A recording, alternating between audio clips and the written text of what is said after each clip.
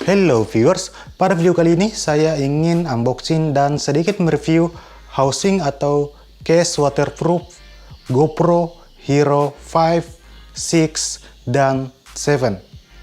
Karena ketiga model tersebut sama modelnya, cuman beda di nama saja. Oke, langsung saja kita unboxing. Ini skrunya, kualitasnya cukup bagus. Oh, di sini kita dapat backdoor yang transparan dan housingnya.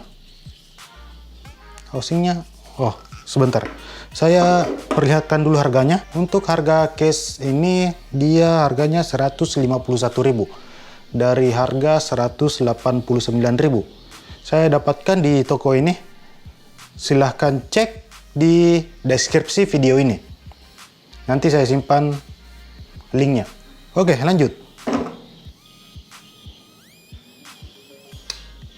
Oke, ini dia bagian depannya. Di belakangnya dia nggak transparan. Susah juga kalau begini ya. Di bagian bawah, tombolnya agak sedikit kesat. Oke, kita buka. Ini pengunciannya. Dia sama dengan waterproof dari GoPro yang ori. Karena di sini juga saya sudah mempunyai housing yang ori. Ini harganya 500 ribuan. Ini harganya 150-an. Ini. Cara ngeloknya dia hampir sama. Oke, kita buka dulu. Nyangkut, bro.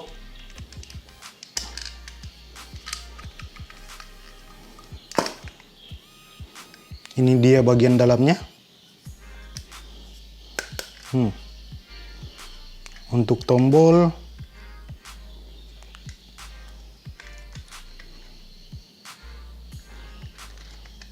cukup bagus. Secara overall, build quality-nya cukup bagus, kecuali ini. Locknya saya lihat agak ringkih, terutama di bagian dalam sini. Yang si ori sangat solid, ya jelas lah. Harganya 500 ribuan, ini 150-an. Cuman saya beli ini karena GoPro yang ori itu kita harus lepas kaca bagian depannya dulu, kemudian dipasang. Berbeda dengan halnya yang ini langsung masuk saja. Jadi ketika saya ingin berenang, nggak terlalu dalam, saya tinggal kemasukkan saja di dalam sini dan mantap lah. Mudah-mudahan hasilnya bening ya. Oke, sekarang kita langsung saja tes housing waterproof ini. Apakah dia kemasukan air atau tidak? Saya tutup dulu. Ini penutupannya agak sedikit susah ya, karena dia selalu ingin menganga. Dan ketika kita ingin ngelock, dia agak sedikit nyangkut. Ya intinya dia harus begitu, kemudian ngelock. Saya tes dulu.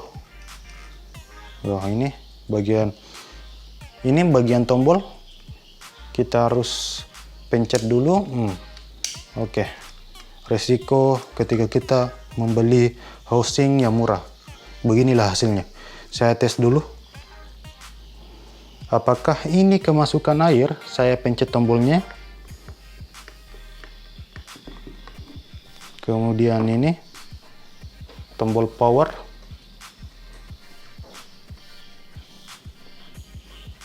Oke, cukup dulu. Saya lap, kemudian kita buka. Ini cara pembukanya cukup ribet karena dia nyangkut di bagian sini.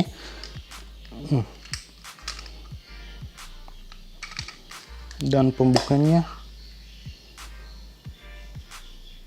Oke, di sini ada cipratan air. Mungkin cipratan air ini dari sini. Yang saya ingin lihat itu adalah dari tombolnya, apakah ada air. Oke, jadi saya rasa case ini aman. Oke, setelah saya cek, ternyata si housingnya ini nggak bocor. Oke, sekarang kita cek rendam apakah dia ngefog. Kita tes dia selama 20 menit aja sudah cukup, karena 20 menit itu GoPro-nya sudah panas kalau dia ngerekam. Ini susah banget loh. Kok nyangkutnya ini susah. Oke, akhirnya dia masuk. Dan ini dia nyangkut. Jadi kita harus tekan dulu, kemudian dirapikan. Cuman kekurangan dari case ini, kenapa ini dihitamkan semuanya. Jadi kita tidak bisa melihat layarnya. Cuman kita lihat ini. Oke, ini bagian layar depannya kelihatan ya. Oke, sekarang kita nyalakan GoPro-nya. Nanti kita tes rendam ya, untuk memastikan kalau ini nggak fogging. Yang dapat kita lihat cuma layar depannya. Di layar belakang dia nggak kelihatan. Oh, ini kelihatan ya. Ini kelihatan sedikit. Ini lampunya terlalu terang, mungkin kita mematikan dulu lampunya, kemudian Anda bisa melihat layarnya sedikit. Tapi kalau di bawah matahari ini nggak kelihatan ya. Langsung saja kita tes rendam. Kita akan ngerendam ini selama 20 menit. Oke, ini sudah ngerekam ya. Kita simpan. Apakah dia nanti fogging? Oke, sambil Anda tunggu, lihat ini case yang ori harga 500 ribuan. Ini penutupannya enak sekali. Cuman yang bikin saya malas itu ketika kita ingin pasang ini, itu kaca bagian depan si GoPro-nya harus dibuka dulu. Case GoPro ini sudah saya review pada video sebelumnya.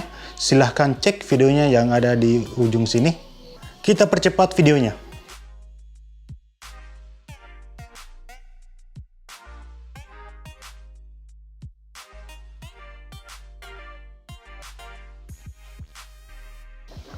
Oke, sudah 20 menit dan si GoPro-nya ngefog. Anda bisa melihat bagian tengahnya. Ini sudah saya sentuh ya. Dia ngefog. Bagian pinggirannya juga dia ngefog. Kita keluarkan.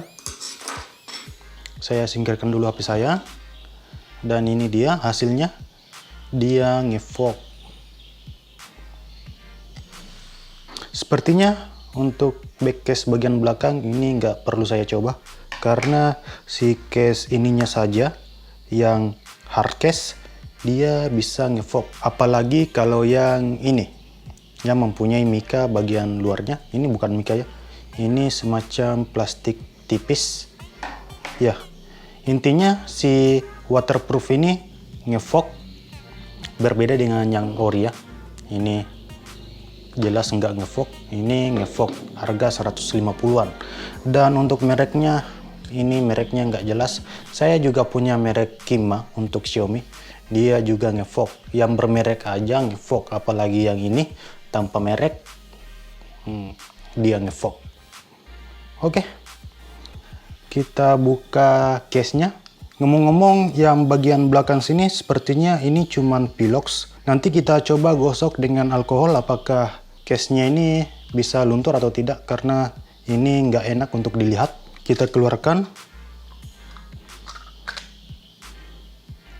Oke, dia nggak bocor.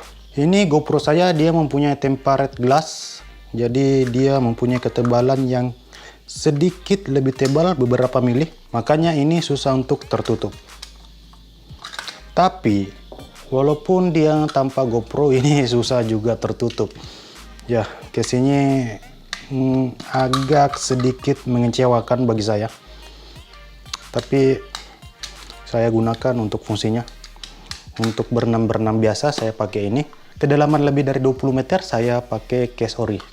Oke, sekarang kita coba gosok apakah ini luntur. Oke, ini luntur ya. Ih, luntur. Ternyata di bagian belakang sini cuman cat atau pilos. Dia luntur. Kalau digosok dengan thinner mungkin lunturnya lebih cepat lagi. Intinya ini bisa luntur. Kemudian di bagian dalamnya, apakah ini juga bisa luntur? Ini tisunya makin hitam. Sayangnya saya nggak punya thinner di sini atau bensin. Yang ada cuman alkohol. Nanti saya lunturkan cat bagian belakang sini karena layarnya nggak kelihatan. Susah kalau kita mau ngesut begini. Kita nggak lihat apa-apa. Oke, mungkin cukup videonya ya. Mungkin sekian dulu dari kami. Terima kasih telah menonton. Saya Muhammad Nur Kadri mengucapkan Simoga Wulang Gota.